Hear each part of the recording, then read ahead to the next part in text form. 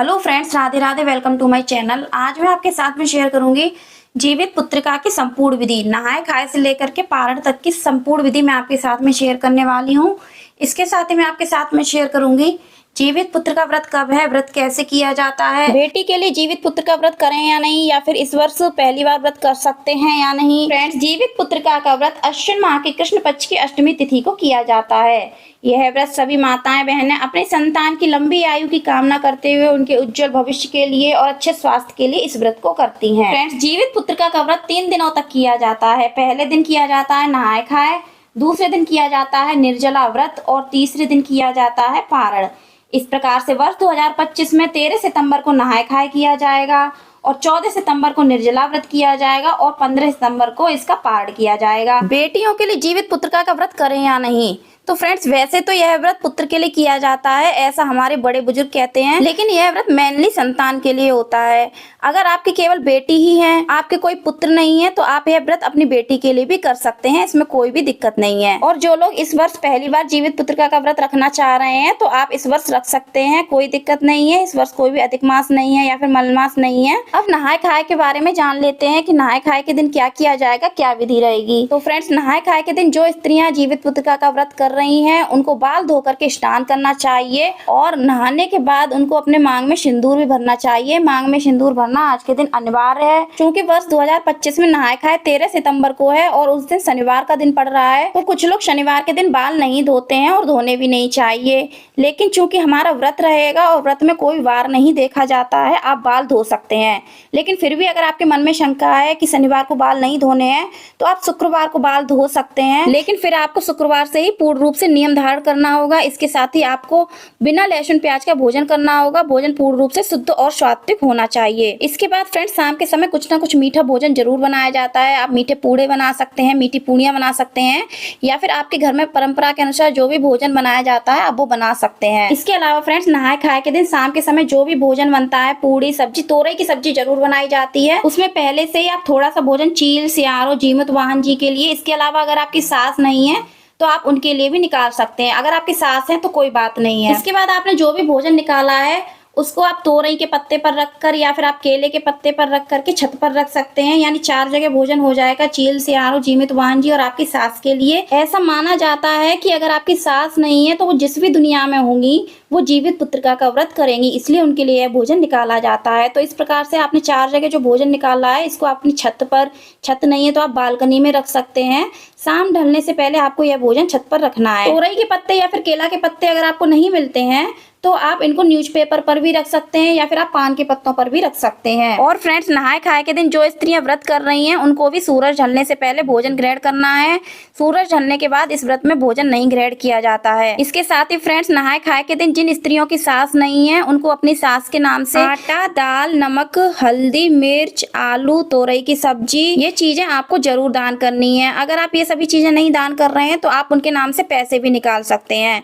और फ्रेंड्स, जिनकी सास नहीं है उनको यह दान नहाए खाए के दिन तो करना ही करना है। इसके साथ ही जिस दिन पारण करेंगे उस दिन भी आपको यह दान करना है। लेकिन जिनकी सास है, जीवित हैं, उनको यह दान नहाए खाए के दिन नहीं करना है, उनको सिर्फ पारण के दिन यह दान जरूर करना है। फ्रेंड्स, नहाए खाए के दिन आप अपने परिवार की परंपरा के अनुसार ही भोजन बनाएं।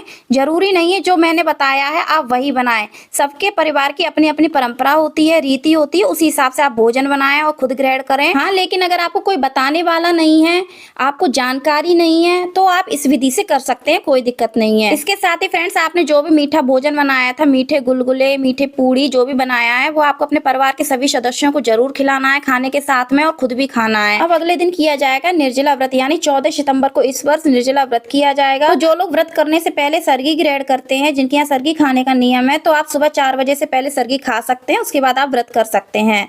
इसके बाद हमको सुबह सवेरे स्नान आदि करना है, स्वच्छ वस्त्र धारण करने हैं, नॉर्मल पूजा करनी है जैसे हम डेली पूजा करते हैं, विधिवत पूजा करनी है। उसके बाद दिन में आप जितिया का धागा बना सकते हैं, नहीं बनाना चाहते हैं तो आप मार्केट से खरीद सकते हैं। इसके साथ ही आप जीमूत वाहन, चील सियारों की मिट्टी की मूर्ति बना सकते हैं और अगर आप मिट्टी की मूर्ति बना करके पूजा नहीं कर रहे हैं तो आप कुशा घास से आप जीमूत वाहन जी की आकृति बना करके पूजा कर सकते हैं। फ्रेंड्स, वैसे तो जितिया व्रत की पूजा नदी या फिर सरोवर के किनारे की जाती है, लेकिन आजकल लोग घर पर ही करते हैं, तो आप इस विधि से कर सकते हैं। घर पर आप यह पूजा बालकनी में कर सकते हैं, आंगन में कर सकते हैं, बरामदा में कर सकते हैं। इसके बाद शाम के समय हमें जीवित पुत्रिका व्रत की पूजा करनी है, तो अगर घर पर कर रहे हैं तो आप चौकी लगा लें, चौकी पर लाल या पीला कपड़ा बिछा लें। आपने जो मूर्तियां बनाई हैं उनको आप तोरई के पत्ते का आसन देकर के चौकी पर विराजित कर लें। अगर आपको तोरई के पत्ते नहीं मिलते हैं तो आप पान के पत्ते या फिर केले के पत्ते का भी प्रयोग कर सकते हैं। इसके बाद हमको इस पूजा में कलश की स्थापना करनी होती है, क्योंकि कलश को हम सरोवर का रूप मान लेते हैं। और आपने जो जितिया का धागा बनाया है उसको भी आपको चौकी पर विराजित करना होता है, पूजन करना होता है। इस प्रकार से हम सभी का विधिवत पूजन करेंगे, उनको भोग लगाएंगे, जीवित पुत्रिका व्रत की कथा पढ़ेंगे। जीवित पुत्रिका व्रत की कहानी का वीडियो आपको मेरे चैनल पर मिल जाएगा, वीडियो का लिंक मैं आपको डिस्क्रिप्शन बॉक्स में दे दूंगी। इसके अलावा जीवित पुत्रिका व्रत की पूजा सामग्री और पूजा विधि का फुल डिटेल वीडियो आपको मेरे चैनल पर मिल जाएगा,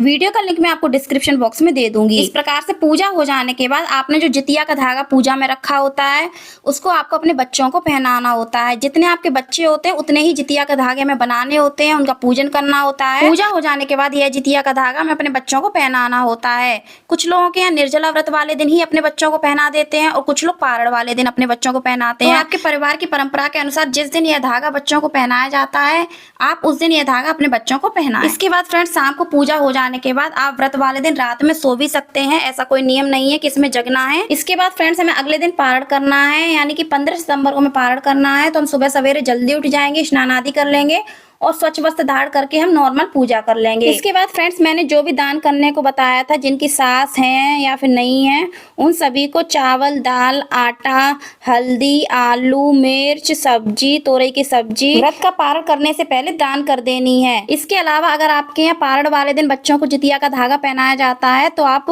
बच्चों को पहना दें, उनको आशीर्वाद दिलवा दें, खुद भी आशीर्वाद ले लें, अपने बच्चों की अच्छे स्वास्थ्य दीर्घायु की कामना करें और उसकी क्षमा याचना जरूर कर लें। इसके अलावा फ्रेंड्स, अगर आपने मिट्टी की मूर्तियां बनाई हैं जीमूत वाहन जी की, चील और सियार की, तो आप उनका विसर्जन भी कर दें पारण करने से पहले। तो आप घर पर ही उनका जल में विसर्जन कर सकते हैं और विसर्जन वाला जल आप बाद में पौधों में डाल सकते हैं।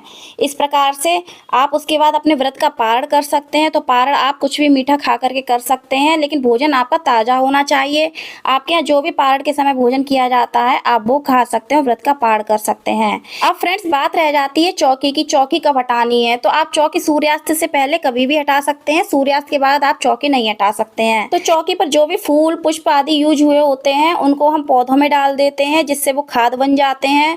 जो भी अक्षत प्रयोग होते हैं आसन देने के लिए भगवान को, उनको आप अपने घर के भोजन में भी यूज कर सकते हैं। उनकी आप खिचड़ी बना सकते हैं और यूज कर सकते हैं, या फिर आप उनको किसी को दान भी कर सकते हैं, ऐसा भी आप कर सकते हैं। इसके अलावा कलश स्थापित होता है, तो कलश के जल से आप अपने पूरे घर में छींटा दे दें, जिससे हमारे घर की जो निगेटिव एनर्जी होती है वो दूर हो जाती है।